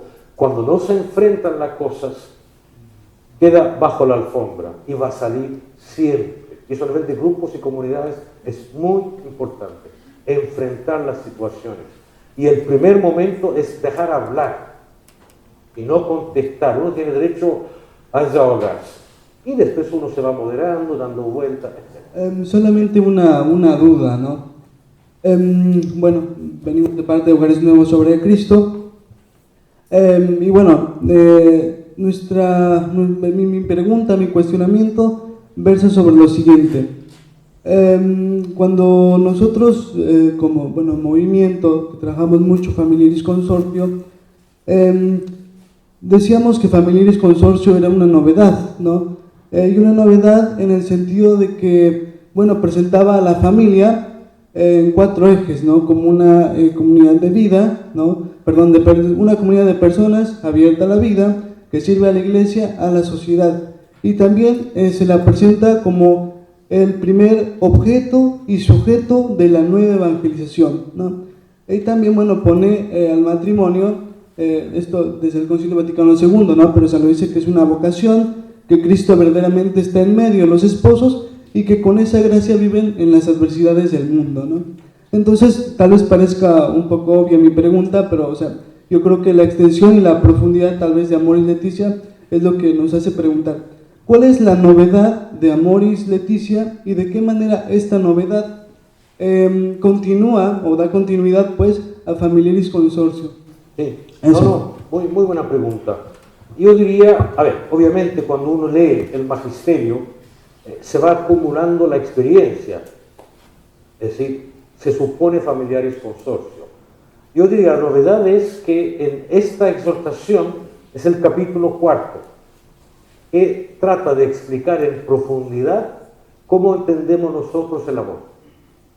Familiaris Consorcio habla del amor, etc., pero no se detiene tanto, mientras que aquí se detiene mucho, lo cual también responde al contexto, ojo, porque cuando uno escribe es porque está respondiendo a algo. Y hoy en día esa palabra, que se repite por todas partes, tiene distintos significados. Si lo que uno habla de amor y significa el amor, para otro significa otra cosa, totalmente distinta. Entonces, al haber una sociedad más pluralista hoy en día, es decir, mira, nosotros por amor entendemos esto. Y la grandeza del capítulo 4 es que no es solo teológico, sino también entran cosas muy prácticas. Por ejemplo, para dar un solo ejemplo, ¿no? El capítulo 4 dice, a veces hay problemas en la pareja, porque uno espera demasiado del otro. Es algo muy concreto eso, y es muy verdadero. Uno puede esperar demasiado del otro, sabiendo que el otro puede dar 2. Si puede dar 2, le pido 2. Ojalá que crezca, que mejora, pero eso de la expectativa hoy en día es un enorme problema. Nuestras expectativas van aumentando también. En la relación de personas hay que ser muy realistas. Si yo sé que no puedo dar eso, ¿para qué lo voy a joder? Ahora, claro, podemos dialogar, decir, oye, escucha, a mí me gusta eso, porque a veces también hay falta de diálogo. Yo me acuerdo, me imagino aquí también los encuentros matrimoniales. Y ahí hay una dinámica de que se hacen preguntas. Y yo me quedaba helado de lo poco que se conocían. Por ejemplo, eran preguntas muy, muy detalladas. ¿Qué es lo que más le gusta a su marido? Comer. Y algunos no tenían idea. Lo que fue más espectacular fue una pareja y, claro, eso hay que escribirlo. Y la mujer escribió muy bonito y llegó el marido y no tenía nada escrito. Es que no sabía escribir. Y la señora no sabía. Es decir, ojo, ojo, yo creo que más que criticar a los demás hay que criticar a uno mismo, yo creo. Sí, a veces se toman por supuesto las cosas. Y en el amor no hay que tomar por supuesto. Hay que abrirse para conocer al otro. Porque uno nunca termina conociendo al otro. En el momento, creo yo por lo menos, que yo digo, yo conozco al otro, ya no puede crecer el otro. Porque cualquier cosa que va a hacer, yo lo voy a interpretar. ¿Ves? Yo dije eso. Es decir, el amor también da pie para que el otro pueda crecer. Es dar oportunidad. Sin ser ingenuo tampoco. Pero yo diría, para mí la novedad es eso. Que se plantea una reflexión seria, muy seria, sobre el amor y qué significa el amor según nuestra visión. Una consultita con respecto a la comunión de los divorciados en Nueva Unión. ¿Cómo podemos hacer un correcto discernimiento a la luz de qué doctrinalmente y espiritualmente nos apoyamos para saber, o sea, en qué caso podrían acceder a esto tan maravilloso, ¿no? que es la comunión? Cómo estar en la misma situación, ¿no? digamos, de una persona que tuvo un matrimonio, el primer matrimonio, que estos separados en Nueva Unión, que son una situación que existe, que es real, pero al acceder a algo tan digno que es el cuerpo de Cristo, ¿no? Entonces, cómo poder estar seguros de que es correcta la decisión que estamos tomando al decir, bueno, este señor separado en Nueva Unión puede comulgar y este señor separado en comunión no puede acceder. En Nueva Unión no puede. ¿Cómo hacemos? A ver, muy buena pregunta. Yo diría, en primer lugar, acordarse que la decisión es de la pareja, no de uno. Es decir, van a hablar delante de un sacerdote o de una pareja, pero dejando claro que la decisión no va a ser ni de uno ni de otro, sino de la pareja. Son ellos que tienen que decidir delante de Dios, es decir, por la primacía de la conciencia. Segundo lugar, yo creo que en la conversación uno se va dando cuenta cuál es la razón de fondo. Un ejemplo, por lo menos en Chile, no sé si aquí igual, cuando hay primeras comuniones se acercan muchas parejas. Y uno dialoga, a ver, usted quiere comulgar, ¿por qué quiere comulgar? No, por mi hijo, etc. ¿Pero usted después va a seguir yendo a misa? No, padre, digo. Sí, tratar de reflejarle eso, oye, pero entonces, ¿para qué? Ese es un show entonces, ¿no? Es decir, conversar siempre con mucho respeto. Pero en general la conversación, uno va percibiendo, y otra persona, tú te das cuenta, a mí me ha tocado parejas que realmente querían comulgar. Que realmente su situación era irreversible, querían vivir en paz. Y realmente hay una vida de fe muy profunda. Ojo con eso, porque el lenguaje a veces hay que saber traducirlo, porque hay algunos que tienen un lenguaje explícito de fe, por la formación que han tenido, y otros no tienen un lenguaje explícito de fe, pero te das cuenta que tienen una fe muy práctica y muy pragmática. Cómo han cuidado a sus hijos, cómo han enfrentado situaciones, etc. Yo diría, la misma conversación ayuda. Y uno va reflejando lo que están diciendo. Es el papel de uno, no tomar la decisión, sino decir, a ver, si entiendo bien, usted me dijo eso. Ahora, acordémonos de qué se trata eso, de eso, ¿no? Es la misma conversación y uno va captando. Por lo menos yo creo que al final uno se va acostumbrando y va captando cuál es la intención más sincera. Tercero, me parece muy importante entrar en un proceso, es decir, plantear un itinerario. Por ejemplo, decir, mira, muy bien, ustedes se acercan a la parroquia o a la diócesis, ustedes hablan con tal persona, se van a juntar cada 15 días.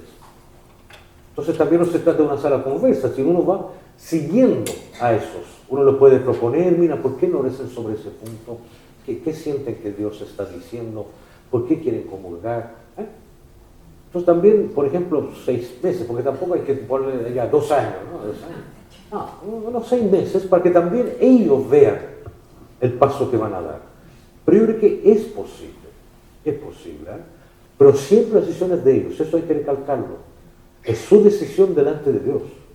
Ojo, a mí me pueden engañar, pero delante de Dios ustedes sabrán. Me quedo pensando en esto que usted dijo en algún momento, que muchos matrimonios no son válidos porque la motivación no es transmitir en la vida matrimonial el amor de Cristo a la iglesia. Entonces me resonaba de mi propia experiencia de iglesia, que como iglesia mucho tiempo y muchas veces hemos mirado con mucha sospecha y como pecado las uniones de hecho, matrimonios, parejas que no se casan por la iglesia, que viven juntos, que hacen su vida familiar, de pareja, pero no se casan por la iglesia, ¿no? Están en pecado, ¿no? Como lo hemos mirado con una mirada muy negativa y como que había que acompañar a la gente para que se case, ¿no? Para que no estuvieran en la situación de pecado. Entonces, la cultura ha cambiado y muchísima gente ya no lo piensa así, pero como iglesia lo tenemos bastante metido adentro, ese criterio, ¿no? Como que hay que acompañar para que se casen por la iglesia. Pensando en el acompañamiento de jóvenes, ¿no? de gente que va haciendo su camino queriendo formar una familia, no sé si podría ampliarnos un poco este tema, ¿no? Como pastoralmente, cómo discernir y acompañar estas situaciones, porque por ahí en alguna situación es mejor decir, espera, mejor no te cases. Me interesaría un poco ampliar esto. No, me parece muy bien, sí. Acuérdense la diferencia entre casarse en la iglesia y por la iglesia. Muy bien. Segundo lugar, yo creo que hoy en día la mentalidad que tenemos, y cuidado, cuando decimos algo no se trata de criticar el pasado, había cosas muy buenas, pero cambia el contexto, cambia nuestra manera de pensar. Entonces no se trata de algo se hacía mal y hoy se hace bien, no se trata de eso, sino hoy en día, con la imagen que estamos subrayando de Jesús, que Dios Padre, etc., yo diría en primer lugar no juzgar nunca. Yo creo que sería un error decir, esto está viviendo un pecado. ¿Qué sé yo que está viviendo? Eso lo dejo a Dios. Yo no tengo ningún derecho a decir que alguien está pecando. ¿Qué sé yo? No. Tercero, estos últimos matrimonios que me han tocado, por lo menos, son jóvenes que han vivido 2, 3, 4 años juntos y de repente quieren casarse por la iglesia. No es lo ideal, pero también tiene su mérito. Es decir, eso no tengo duda de que de verdad quieren casarse por la iglesia, porque no tienen para casarse por la iglesia. Los signos de los tiempos. Cuarto, yo creo que sí hay que ayudarlos, pero no tanto para que se casen por la iglesia, sino que si tienes una fe, tomarlo no tanto por lo jurídico, sino por lo espiritual. Y hay que explicar mucho el sacramento del matrimonio, porque uno presupone que saben y no saben. Hemos transmitido algo muy jurídico y muy poco espiritual. Entonces, la respuesta que le das son jurídicas.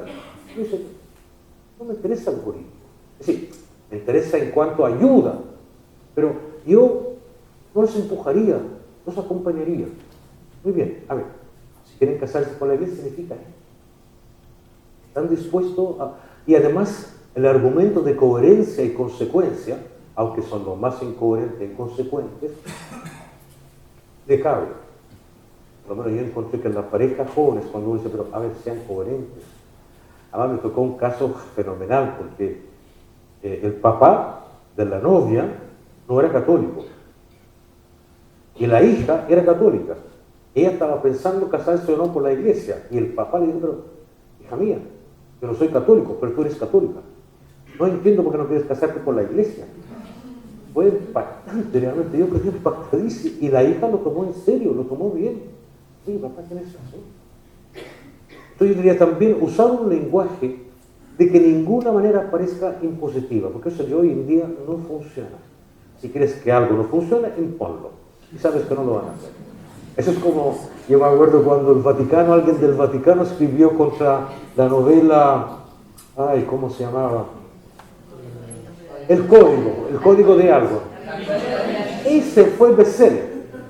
Ese hoy hay que tener sentido común.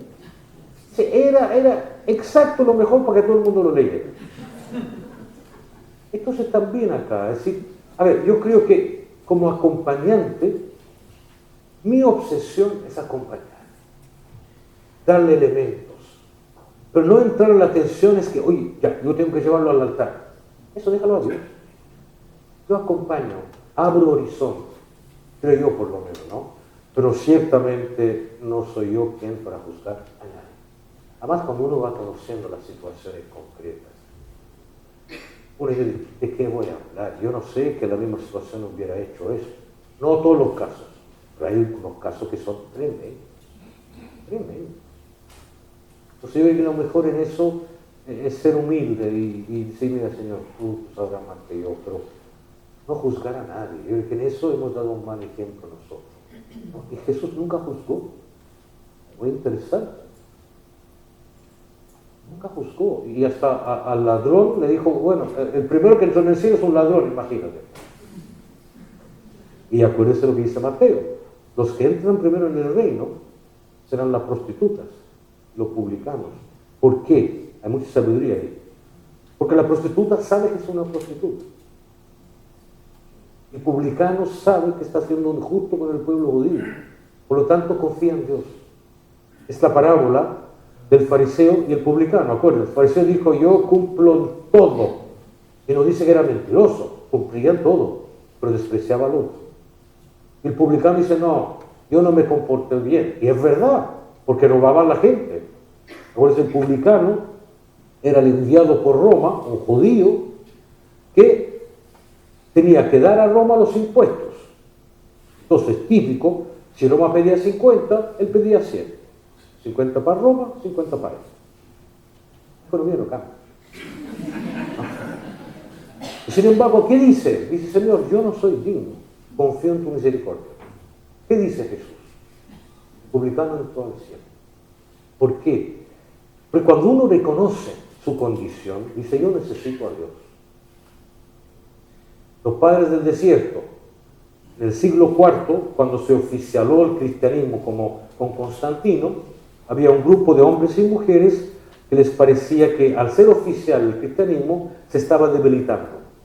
Un grupo fueron al desierto, eso que se llama Padres y Madres del Desierto, siglo IV.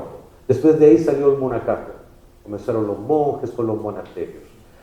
Y tienen algunas frases que realmente te hacen pensar. Ellos dicen, lo que más acerca a Dios no es la virtud, es el vicio. Cuando leí dije, ¿qué está diciendo? Y tú te sueltas la cabeza y tienes razón. Porque al reconocer mi virtud, mi gran peligro es la soberbia. Mientras que al reconocer mi vicio, la única alternativa que tengo es ponerme de rodillas. Decir, Señor, yo no me la puedo, ayúdame. Entonces, o sea que viene eso, pero bueno. Pero no sé si... Yo creo que ahí también se trata de la ley de crecimiento, de confiar en el Señor. Acuérdense que muchos problemas que tenemos como imagen de la iglesia, creo yo por lo menos, es porque nos hemos predicado nosotros mismos y no a Dios. Entonces, claro, cuando hay los problemas que tenemos en Chile que son tremendos por abusos sexuales, etc., entonces hay gente que dice, no, yo no pertenezco a la iglesia, dejo la fe, etc. ¿Qué tiene que ver eso? Obviamente que está mal, pero mi vida de fe no está en juego aquí. Yo creo que es muy importante volver a dar protagonismo a Dios en nuestra vida. Esa es nuestra fe. Entonces yo creo que también ahí hay que aprender. Al final no estoy proclamando a mí o a la iglesia, sino la iglesia como comunidad estamos al servicio de Dios. Que lo más importante es que alcancen a Dios. La iglesia es un medio. Acuérdense eso. La iglesia no es un fin en sí misma, el Vaticano II. Es un fin en sí misma. Sino la iglesia está para ayudar a la gente es un medio, pero al fin de los tiempos no habrá iglesia. Fe y esperanza no habrá, habrá solo caridad, como dice San Pablo. Hola, buenas tardes. Buenas tardes. En esto de acompañar, yo quería que nos iluminaras un poquito el tema de cuando aparece la nulidad matrimonial. Hoy me parece que a muchos, o por lo menos a mí personalmente, me está pasando de que tengo que acompañar un proceso de una amiga que está pidiendo la nulidad de su matrimonio. Entonces, como que veo acompañar en Amoris Laetitia a los matrimonios. ¿Qué pasa cuando ya estamos hablando de algo que tiene su fin y que nunca existió? ¿Qué nos podrías decir vos con respecto a esto? Sí. A ver, muy buena pregunta. Yo creo que hay que decirle a la gente que hay la posibilidad de nulidad. La gente no lo sabe, por lo menos en Chile, no sé acá. Sí, no hay que presuponer. Y muchas veces yo he visto que hay causa de nulidad. Entonces uno dice, mira, pasa por el proceso de nulidad. Ahora, este Papa realmente ha agilizado mucho, porque antes eran 2 instancias, y si empata 2 instancias va a Roma. Entonces algunos eran eternos. Hoy en día basta una instancia, si el caso está claro, es el obispo que decide. Además tiene que ser gratis, porque antes era un poco causa de escándalo eso, y se decía, porque tuvo plata, consiguió la nulidad, lo cual no es verdad. Pero obviamente al tener plata, ¿qué hago? Contrato un abogado. Entonces tengo un abogado a cargo de mi causa. Mientras si no tiene plata, el pobre abogado tiene 1000 causas. Entonces se alarga la cosa, ¿no? Pero me parece muy bien que sea, digamos, algo, si la persona quiere entregar algo, bien, ¿no? Entonces, primero decirle que hay nulidad. ¿Qué significa nulidad? Que nunca hubo sacramento. Por lo tanto, es una cosa totalmente distinta. Ahora, yo no sé si voy a decir una idea. Pero algunos dicen, es que nunca hubo matrimonio. ¿Cómo nunca hubo matrimonio si hay hijos? Yo creo que lo que está diciendo es que nunca hubo sacramento. Ese matrimonio, me acuerdo con una pareja, él me enseñó mucho. Porque me dijo, oye, ¿pero qué me estás diciendo? Yo tengo hijos del primer matrimonio. No va a decir que no era matrimonio, ¿qué era entonces? No, tiene razón. Lo que se dice es que sí, pero no era sacramento, porque hubo falta de voluntad, falta de crecimiento. Acuérdense que la madurez psicológica y la madurez espiritual no necesariamente coinciden. Tú a veces ves parejas que psicológicamente están muy maduros, pero la fe son como niños chicos. Entonces yo creo que en ese caso también, es mucho más fácil en ese caso, digamos, ¿no? Y hoy son menos complejos que antes el proceso era muy doloroso, porque un primer momento era escribir. Yo conozco muchas mujeres y hombres que comenzaron y se quebraron. No puedo, es muy fuerte para mí. Y es ahí donde tenemos que tener más sentido común, digamos, ¿no? Pero sin duda, sí, y yo creo que hay casos de nulidad clarísima. El problema a veces es que tú no puedes probarlo, porque es algo jurídico y es muy explicable que sea un proceso jurídico, ¿no? Y ahí siempre se ha distinguido entre la nulidad ética y la nulidad jurídica. Y no siempre la ética tú lo puedes comprobar. Ponte que uno de los dos no quería hijos, pero nadie está dispuesto a declarar eso. Si no declara eso, está escrito. Pero sí es causa de nulidad. Yo diría que es un acompañamiento mucho más, por lo menos lo que yo encontré, mucho más fácil, ¿no? Y explicarle de qué se trata eso, digamos. Se trata de que no hubo condiciones para que sea signo, para que sea sacramento. Ella puede casarse segunda vez con sacramento, sin problema, ningún problema, porque el primero no fue sacramento. Es otra, pero me parece muy bien recordar eso, porque a veces hay situaciones, cuando tú hablas te das cuenta que ahí hay algo, o se casó apurado, por ejemplo. Eso no es válido. O sea, 2 errores en vez de 1. Eso tampoco. Antes se tendría a decir, oye, cásense, porque viene la guagua. el bebé, dicen acá, ¿no? Uno dice, oye, por favor, ¿por qué va a hacer dos errores? Porque obviamente lo más probable es que por casarse por esa razón, puede ser que tenga, sí, puede ser, pero puede ser que no. Entonces uno dice, oye, no, tranquilo. Me quedé pensando cuando usted decía la maravilla de Juan Pablo II de haber puesto un matrimonio, ¿no? Como, no recuerdo si dijo beatificado o canonizado, pero bueno. Canonizado. Italiano.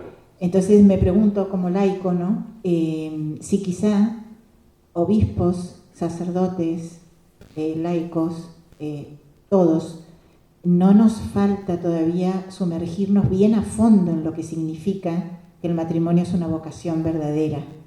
¿Nos lo creemos realmente? Es mi primera pregunta. Y pongo a sacerdotes y a obispos junto con laicos, porque hay muchos laicos que lo están intentando vivir, pero me hago la pregunta si acaso no nos falta una formación mucho más profunda, mucho más extensiva, que esto sea algo habitual, que se comente en las opciones vocacionales desde chicos, por un lado. Y por otro lado, creo que, como usted decía, ¿no? Ese capítulo 4 y el capítulo 5 también, la riqueza del trabajo prematrimonial. Si no nos falta, usted hablaba recién, a lo mejor 6 o 8 meses de acompañamiento a personas puntuales con la situación de la comunión, y yo me pregunto cuántas parroquias, cuántos movimientos, cuántos preparan a los jóvenes durante 6, 8 meses, 10 meses. Es miedo a pedir una exigencia a estas personas que van a tener, justamente a presentarse ante Dios y a tener este sacramento. Es como que no está de moda exigir, cuando a la vez uno lee el capítulo 4 y el capítulo 5 y se enamora realmente de lo que es el matrimonio. Entonces me pregunto si, haciendo una autocrítica, primero yo, y después a lo mejor si nos sirve a los demás, si quizá no hay que fortalecer justamente como modo hasta preventivo, maravilloso, en positivo, no de miedo. ¿Qué pasa con la preparación prematrimonial? Y la primera pregunta. Muchas gracias. Me parece muy, muy válido, y justamente en la exhortación se insiste mucho de repensar la pastoral familiar. Ahora, a la vez hay un principio también: lo óptimo es enemigo de lo real. Y hoy en día la gente, la verdad, trabajando, es muy difícil juntarlo muchas veces, ¿no? Entonces tampoco decir, ya vamos a poner 8 charlas. Yo creo que en Chile por lo menos son 4. Y en general lo dan las parejas y la última al sacerdote. Pero lo que más se aprecia es con las parejas, que pueden hablar cosas del día a día, que salen de eso, y el último sacerdote para explicar la parte teológica. Y yo creo que en eso también hay que tener mucho cuidado y saber la realidad. Es decir, a veces no es mala voluntad, sino no va a poder ir. Para mí, la pregunta sería, ¿cómo mejor la calidad? No la cantidad. Porque hoy en día eso está contra nosotros. Y eso también es un problema de la familia. Que se encuentren la familia, que estén juntos.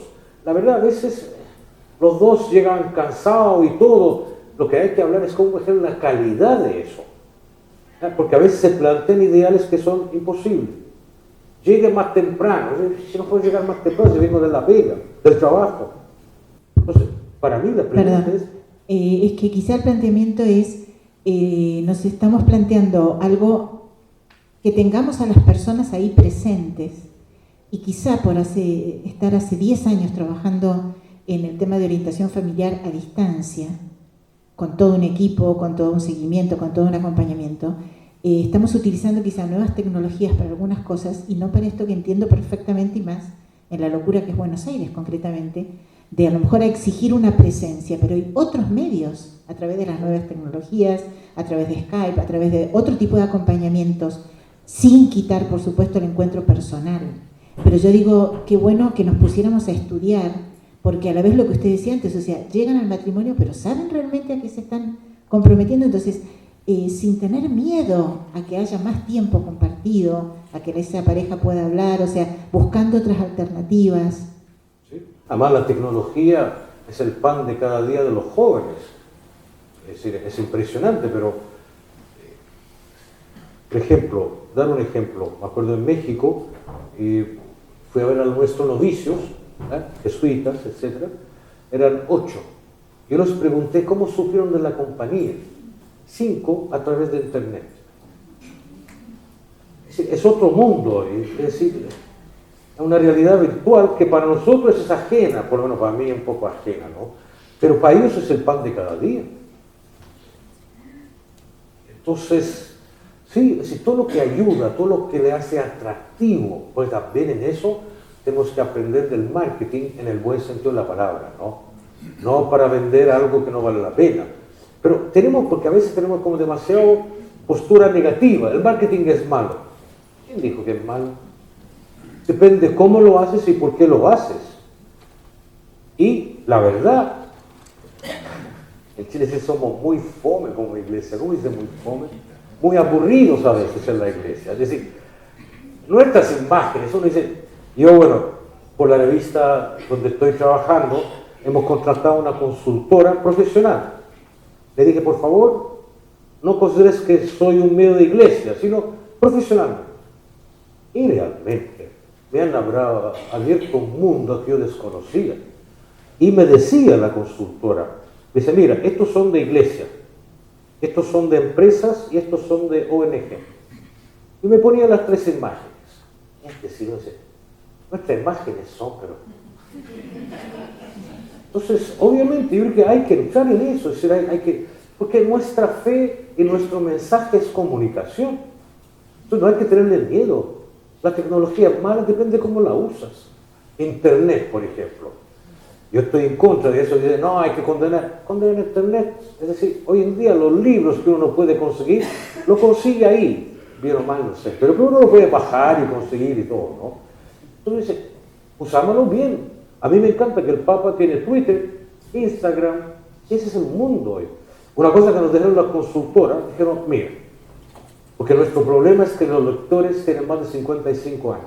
Entonces dijeron, si no entran en las redes sociales, no existen. Métanse eso en la cabeza. Es verdad. Los jóvenes tienen parece alergia al papel. Y otra cosa, la leen. Hay que adaptarse. Entonces de repente dice, no artículos más de 2 páginas. Yo sé, pero ¿cómo puedes presentar algo serio en 2 páginas? Ok, no te lo van a leer. Tú decides. Que te ponen ahí. ¿Qué hago? Porque la verdad que en 2 páginas no es fácil presentar un tema. Pero lo que me decían tenía razón. Porque, bueno, se hizo una encuesta y todo. Y una cosa, una queja que se repitió es que son demasiado largos. Entonces uno dice, ya, voy a tener que aprender a escribir corto y claro. Pero lo otro es que no te leen. Entonces, no, todo lo que sea tecnología, etcétera, vale la pena. Yo creo que aquí lo más importante, me parece a mí, y que apunta también, especialmente este Papa que ha hablado una y otra vez de la misericordia. A mí me ha hecho como pensar mucho qué Dios he transmitido yo. Y es muy importante la transmisión de que nosotros creemos en este Dios porque es misericordioso. Y eso también hay que asociarla con la parábola del hijo pródigo, que en el fondo es del Padre misericordioso, ¿no? En general nos identificamos con el hijo pródigo, pero a quien más parecemos no es el hijo pródigo, es el hijo mayor. Claro, porque uno se identifica con el hijo pródigo porque es simpático en el fondo, ¿no? Hace todas las maldades, después se arrepiente, abraza al papá. Ese es muy simpático. Pero el hijo mayor es tremendo. Y siendo honesto, uno dice, tiene razón. ¿Para qué vamos con cuentos? Es ahí donde uno tiene que ser honesto frente al Evangelio. Sí, pero tiene razón. Hasta que uno va entendiendo de que todo es gratuito en la fe. Que Dios no funciona con mérito. Porque el amor no sabe de mérito. El amor es sanamente ingenuo. ¿Por qué lo amo? Porque quiero amar. En la preparación de parejas, cuando yo les pregunto, siempre digo, bueno, a ver, no sé, díganme cómo se relacionan. Y comiencen a idealizar al otro. Digo, ¿tú vas a casarte con él o qué es la idea que tienes de él. A ver, ahora mencióname algún defecto. Y ahí comienza, pero la lista, digo, basta, ya, basta. Pero eso da seguridad de que hay amor. Porque al final el amor es sí, es un sí nomás. Entonces, yo creo que ese es el Dios que tenemos que transmitir. Y ustedes que trabajan con la familia tienen una responsabilidad muy especial. Especialmente porque son laicos y laicas. Pero cuando habla el cura dicen, claro, ¿qué va a decir el cura? Tiene que decir eso, ¿no? Mientras cuando habla el laico, llega más. Nosotros, el colegio donde yo trabajé hace unos años, la clase de religión del último curso, decidimos darlo a los exalumnos. Fue una experiencia maravillosa. Es decir, nosotros nos juntamos con el exalumno, decimos, mira, tiene que pasar esto, pero pásalo. Y era otra clase de religión. En primer lugar, porque les creía. Claro, porque él puede decir A o B, lo conocen, claro, uno tiene que encontrar un exalumno que sea más o menos, digamos, decente también, ¿no? Pero llegó mucho más. Llegó muchísimo más, porque dicho por alguien que es un poco mayor, uno dice, aquí hay algo, me está diciendo. Obviamente se preparó ese grupo con ejercicios y todo, ¿eh?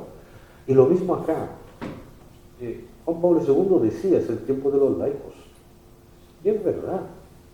Sí, ojalá que siempre haya sido un tiempo de los laicos en el fondo, porque nosotros, como curas, estamos al servicio. Pero ¿quién es la iglesia? Somos todos los bautizados. Es el bautizo que nos hace, forma parte de la iglesia.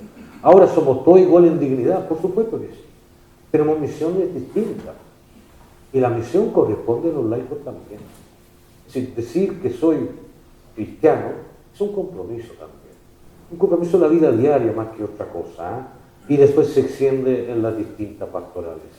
Pero yo creo que tenemos que dar testimonio en la vida diaria. En eso Pablo VI, años 60, pero claramente yo creo que tenía mucha sabiduría, decía lo que hoy necesita la iglesia son testigos. Porque si hay algo que está inflado es la palabra. Hoy nadie cree en nadie.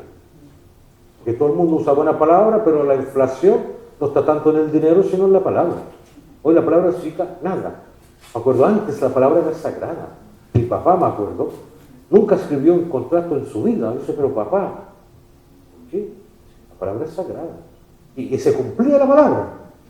Hoy anda a hacer algo de palabra, es decir, pierde todo al día siguiente, ¿no? Entonces, y es verdad, si lo que estamos hoy son testigos. Madre Teresa, por ejemplo, no sé si se acuerdan de Madre Teresa. Fea como ella sola, ¿para qué vamos con cuento, no? Pero el mundo enamorada, el funeral fue espectacular. En ese sentido, es decir, por dentro era bellísima como persona. Bellísima. Pero no la siguieron porque era bella o era carismática tampoco. Es decir, sus discursos a veces no eran muy carismáticos, no era alguien que entusiasmaba, era bueno, pero no estoy diciendo eso negativamente, ¿no? Sino de verdad, si al final ella transmitía a Dios. Y en algunos países donde no podía entrar el cristianismo, ella entró en Afganistán, entró en Cuba, porque creían en ella. Porque decía, me acuerdo, en Estados Unidos, creo que el gobierno o una ONG le quiso regalar 2 hospitales, pagados totalmente. Y ella dijo, no. ¿Por qué no? Claro, dice, porque si acepto esos hospitales con lo último tecnológico, no voy a aceptar los pobres de los más pobres.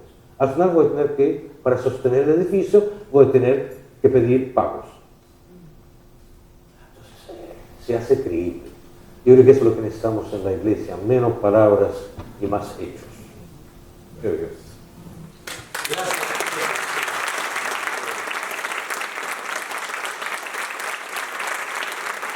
Muchas gracias, Antonio. Ya la tercera vez que le digo inflación de palabras, ya no me va a creer. Y gracias a ustedes por estar hoy aquí. Realmente lo que queremos ir aplicando, este amor y Leticia, esa alegría del amor que nos dio el Papa, y contagiarnos todos, entusiasmarnos, porque tal vez sí hemos perdido mucho tiempo fijándonos en el escándalo de los pecados, de los errores, y olvidándonos de la alegría, de la belleza, de la gracia de Dios, que nos salvó. Lo creemos, pero no lo decíamos, siempre mirando los papeles que le faltaban a los demás, ¿no? Y no los nuestros. Y no somos jueces. Ustedes olvídense, yo lo digo siempre, si hay problemas, el obispo se hará responsable. Ustedes olvídense, los catequistas, los docentes, busquen llegar a los demás con el amor, no señalando las dificultades. Yo creo que esa es la conversión pastoral que tenemos que tener todos, los pastores consagrados, y ustedes que también son consagrados por el bautismo. Somos pastores de los hermanos, somos responsables de nuestros hermanos, de cuidarlos y de amarlos, porque los hermanos lo único que importa es que se amen los demás y que se cuiden. Yo de chiquito en casa, mamá siempre nos decía, cuidá a tus hermanitos, y era algo que ya estaba, y cuidar era cuidar, no retarlo, no, es cuidarlo, saber dónde está y poder, si se perdió, buscarlo. Y eso creo que como familia e iglesia tenemos que recuperarlo fuertemente, y lo demás no importa. Dios no nos va a pedir los papeles de la gente, nadie va a entrar al cielo por tener toda una pila de papeles bien hechos, y nosotros tenemos que mostrar el único papel, que es la caridad, y eso es fundamental. Así que Tony, nos iluminaste muchísimo. Yo ya el tercer día, hoy me preguntaba la televisión, y yo empecé a hablar entusiasmado, y por ahí me daba cuenta que repetía todo lo que me había dicho él. Me ha hecho un lavado de cerebro, estoy preocupado. Ya me voy a olvidar de todo. Bueno, no se olviden de que está el librito ese que fue hecho por mucha gente de acá también, y que nos va a ayudar a llevar a la acción todo esto, porque todos estamos muy entusiasmados. Pero ¿cómo lo hacemos? Bueno, veremos. Uno lo hace todo por internet, el otro por Twitter, los cursos prematrimoniales, todo. Genial. El librito nos va a ayudar a eso. Busca eso. No es perfecto, no es completo, pero está hecho acá, en Argentina, recogiendo muchas opiniones, y bueno, llévenlo, porque así podemos hacer otro mejor, porque si no lo compran no vamos a hacer más, no es negocio. Así que ya lo tienen ahí, está en un precio muy especial hoy, mañana va a valer el doble. Nosotros, nuestro compromiso es llevar eso a otro. Hay gente que seguramente lo va a leer, el PowerPoint es muy completo, muy profundo, y va a interesar mucho. Cada uno de nosotros tenemos que contagiar a alguien. Para los que quieren leer está todo. Así que, bueno, listo. Gracias y buenas noches a todos.